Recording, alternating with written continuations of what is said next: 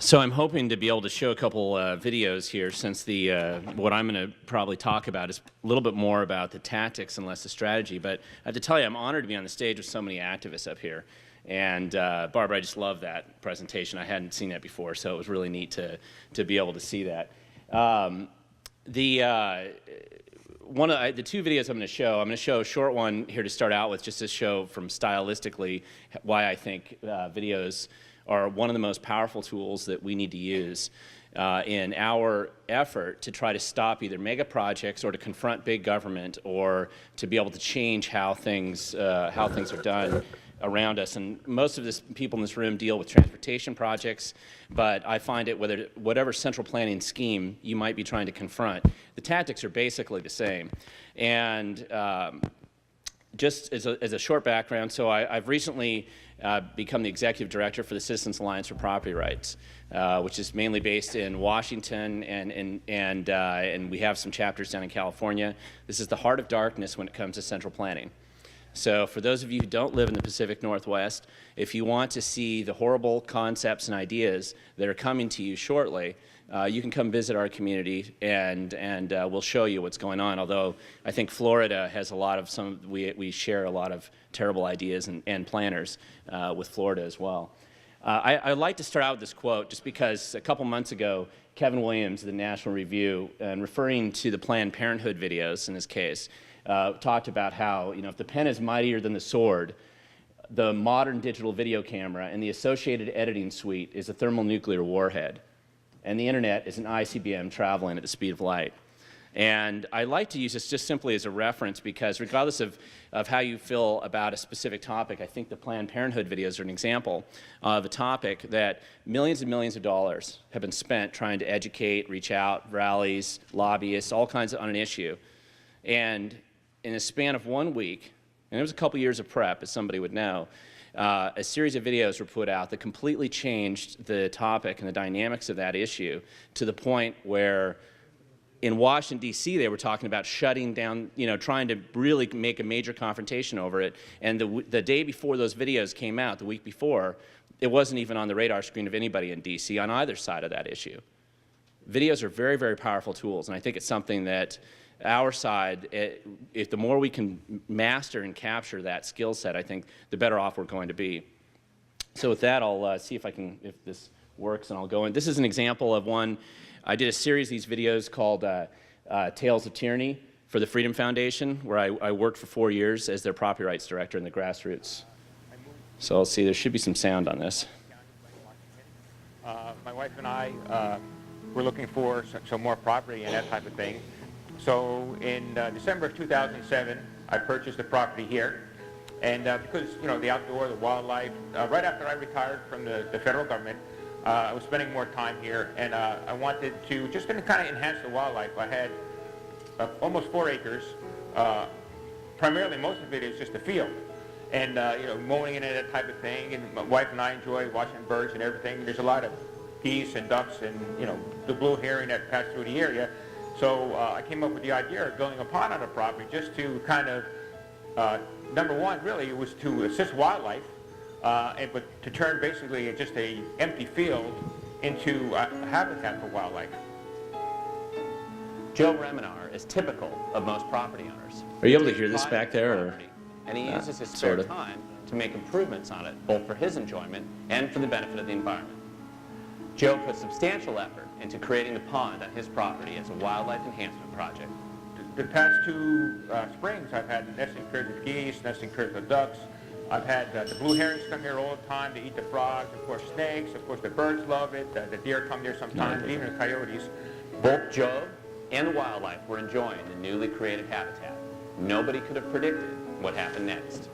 So it was sometime, I would say the latter part of January, I received a letter from the county saying there was they initiated an enforcement action against me, saying that I had no authority. Are you able to hear this back there at all, or no?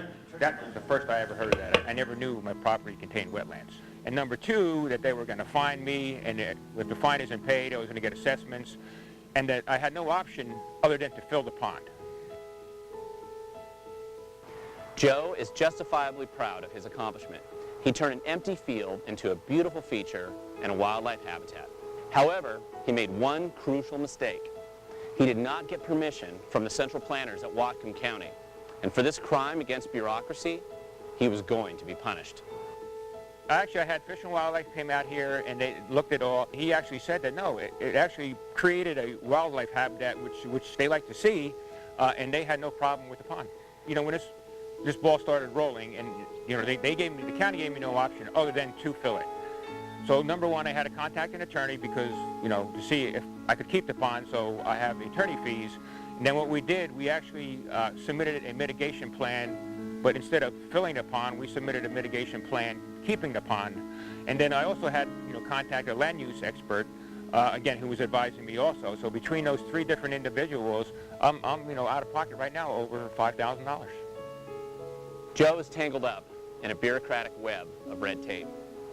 He has hired experts and attorneys, and he's even had a favorable opinion from the State Fish and Wildlife Department. He's spent over $5,000 in an effort to comply with the county's unreasonable and impossible rules.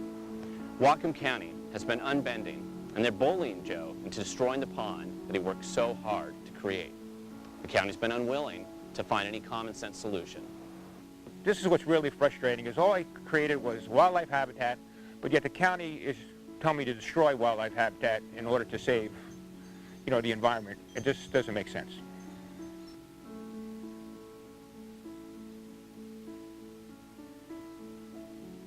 I did about 13 videos in a span of a year or so about this, and I will call these like the Tale of Tyranny style of videos. And there's a book out called How the Brain Learns, David Souza, and you might recognize the author, but he presents a chart where he talks about how whatever you hear me say today, in about 24 hours, you're only going to remember about 5% of it.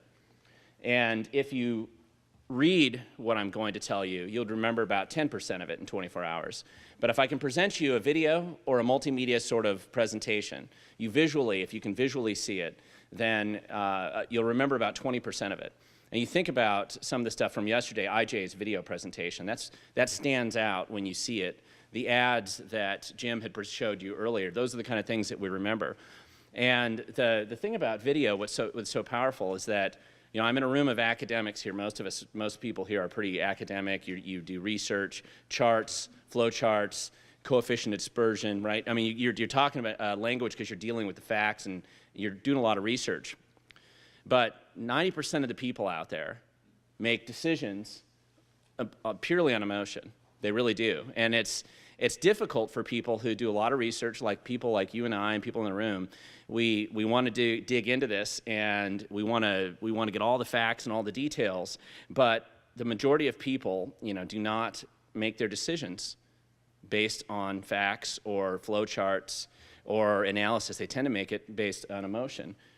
And video is a very emotional medium. This is really a tactic, right, to be able to communicate complex issues and to be able to sway the population to understand that the central planners are completely delusional, right, that it's a very corrupt system, that they are wasting money. Your future is going down the drain into central planning schemes.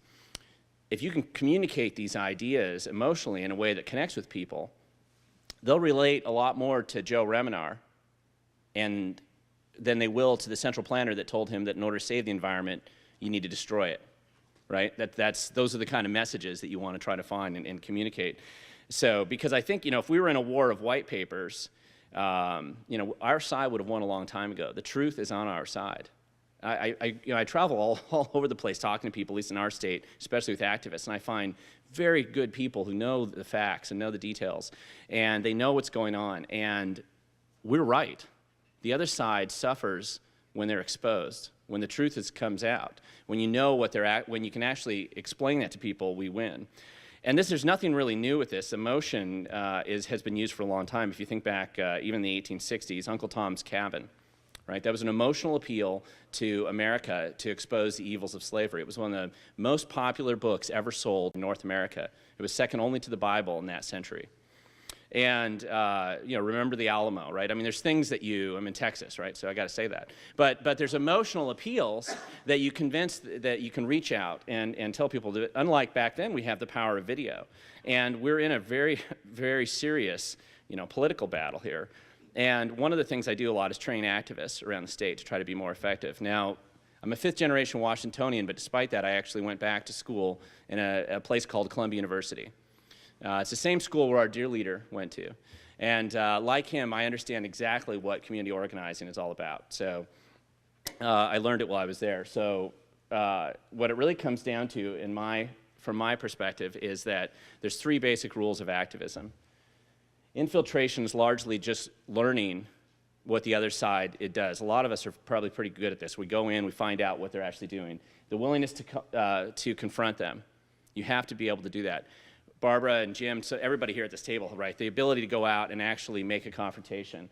And then political punishment is really what I'm referring to there more than anything else. Video is a very, very powerful tool for political punishment. What do they really care about? If you go down to, really we're focused on a lot of these big agencies, but we're always going to play defense if we don't start going after them and play offense. This is the Department of Ecology. The bane of existence when it comes to anybody's future for property rights in our state. If you go down in their lobby, what do they care about? Do they put up charts that show how much cleaner the environment is today? Better the water, better the air? No, not at all. Nowhere in their lobby is there anything about how much better things are. The only thing that they have in their lobby is how many, this chart right here, how many employees they have at their department, how big they've been able to get, and how many bills that they've been able to convince the legislature to pass so that they can get more employees and bigger budgets. That's all they care about, and they'll put it right in their lobby. That's their highest priority. So if that's the case, we have to go after them in ways that puts their budget at risk, right? Where we're able to actually make a difference. So when it comes to videos, I really look at them as four different types. There's a Tales of Tyranny style. You present a story about somebody being harmed by big government. It's easier to do that in central planning than transportation stories, but you'll be able to find situations like that. Whistleblower exposés. The other side is corrupt and they're dishonest. I have never been in a situation in which they aren't. All we have to do is find where they're lying and where they're misrepresenting things. Whether we pull a whistleblower out of the agency or one of their vendors and we expose it, it has an impact. Those are the stories that impact people. Parody. Reason TV does a Remy series of parody videos. I think those are very powerful. If you can get people to laugh at the other side, there is no response to ridicule, right? And a lot of it, you saw this in some of the early ads about light rail. If you can make fun and people can start to laugh at how ridiculous it is, you win. And then the fourth style is an inspirational, encourage our side. Of those four, I mean, that's really for an internal message more for people on our side.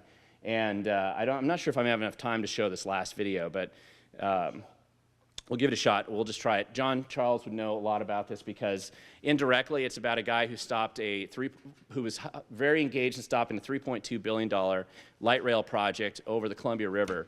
And I really did a story more about the One David Medor. No, that's okay. That's okay. Well, if you want to.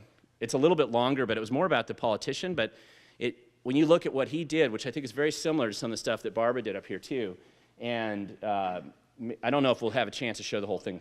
Oh, okay, sure, go ahead, yeah. One refrain that I frequently hear everywhere I go in Washington State. You able to hear that better? Is people say they just want to have good people involved in local politics. They don't want career politicians. They want people who are willing to get down and do the hard, difficult work to make the world a better place. And I've traveled a lot around the state, and people who are engaged in the political process frequently tell me this. Now, to me, David Medor is the person who personifies exactly the kind of person who we want involved in local politics.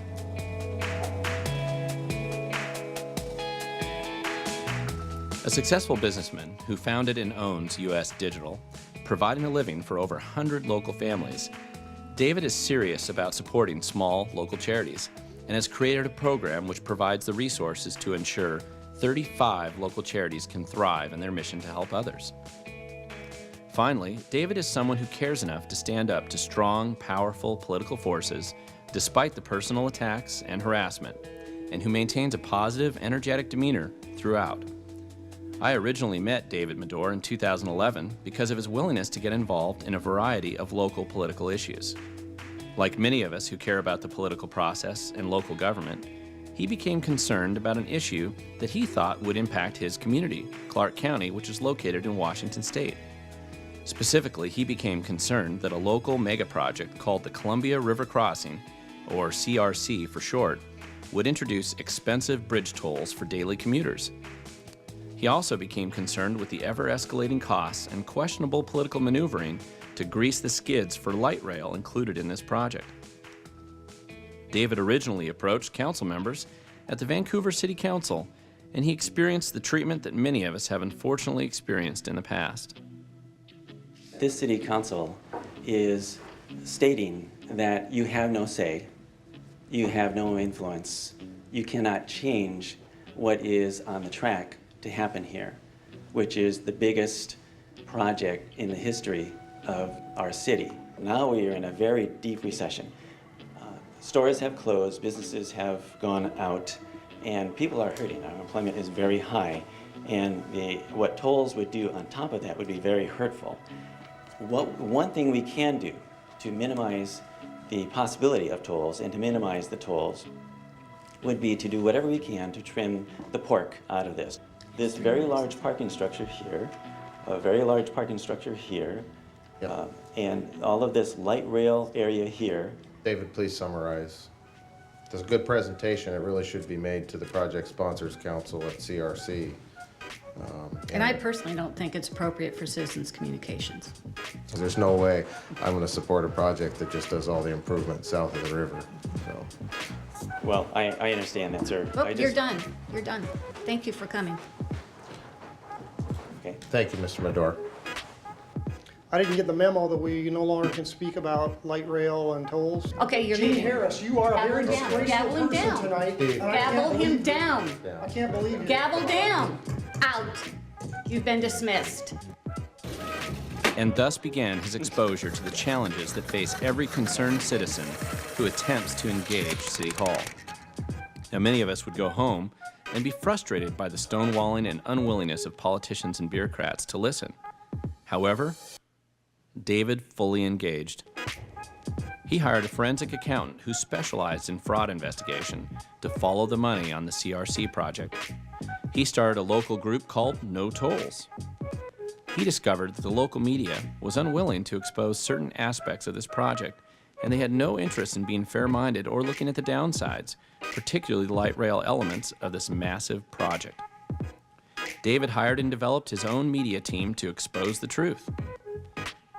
This included using creative ways to visually represent the bloated budget and public forums to expose the truth, and videos showing politicians changing their stories after they won their elections.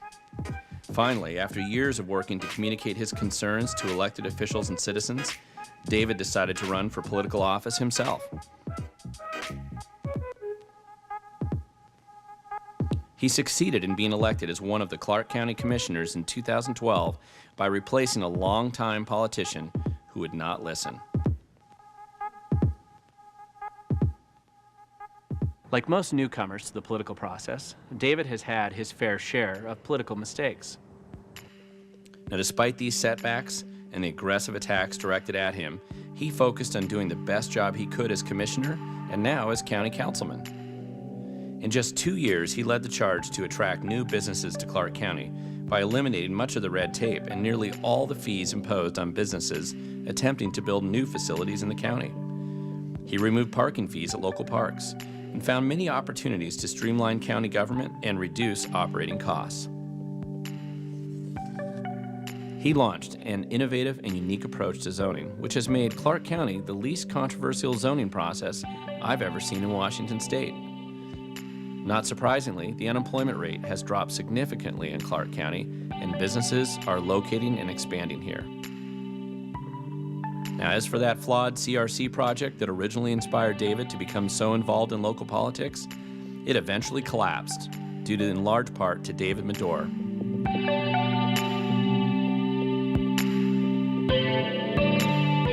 And local politicians have noticed this impact. David inspired a whole lot of people to get involved, and that's what finally killed the CRC project. Now, David isn't perfect. None of us are. Perfection's impossible in the political process. However, the only people who don't make some mistakes are the people who don't even try. And I wanted to tell David's story because there are people who live in our communities, our neighbors, our friends, and maybe even you, who can make a real difference where you live. Now, not all of us can be as impactful as David, but it is likely that we can accomplish more than we are doing right now. But it starts with being willing to engage, expose the truth, and not giving up when we don't win the first time. I hope David's story has inspired you as much as it has inspired me. And if you are inspired by this video series, please share them with others so that they can be inspired as well. We want to encourage more people to be involved and engaged in the political process to make a difference in their community, just like David Medora.